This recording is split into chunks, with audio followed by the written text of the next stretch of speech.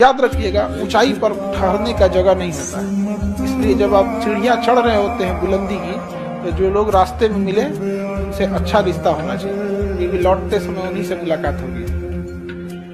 काबिल इतना बनिए ना कि लोग आपको रोकने के लिए ना साजिश करना पड़े, कोशिश नहीं, उस लेवल पे जाइए आप।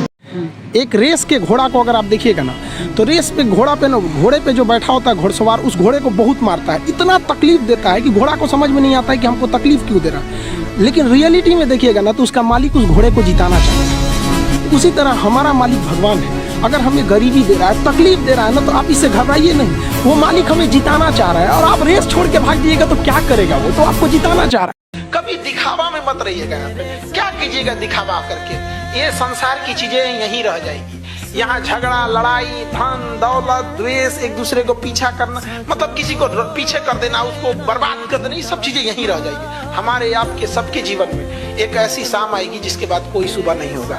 फिर याद आएगी तो हमारी अच्छी काम और कोई नहीं। परेशानियों से कभी मत घबराइएगा। आगे बढ़ने के लिए तकलीफ का होना जरूरी है, क्योंकि छांव आते ही इंसान के कदम रुक जाते हैं और धूप में कभी कदम नहीं। आप लोग अगर मोबाइल भी देख रहे हैं ना, तो गाना वाना मत देखिए, हाई नचनियन का शॉर्ट्स मत देखिए।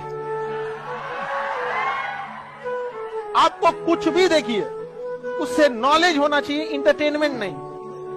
आपको अगर कुछ भी नहीं समझ में आ रहा है, ये देखिए कि में मैन्युफैक्चरिंग कैसे होता है किसी चीज का, गाड़ी मैन्युफैक्चरिंग कैसे होती है, जहाज मैन्युफैक्चरिंग कैसे। अगर आपको मोबाइल देखना ही है ना, इंटरटेनमेंट के पर्पज से मत देखिए।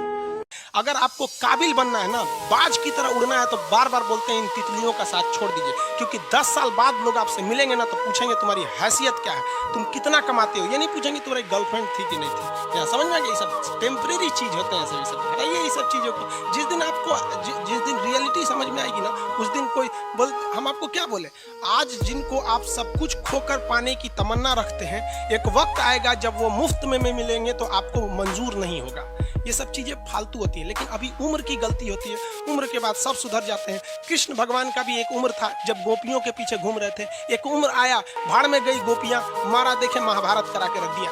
कृष्ण भगवान तब तक नहीं कहलाए जब तक उन्होंने गोपियों का साथ नहीं छोड़ा, तब तक वो केवल कन्हैया कहलाते थे।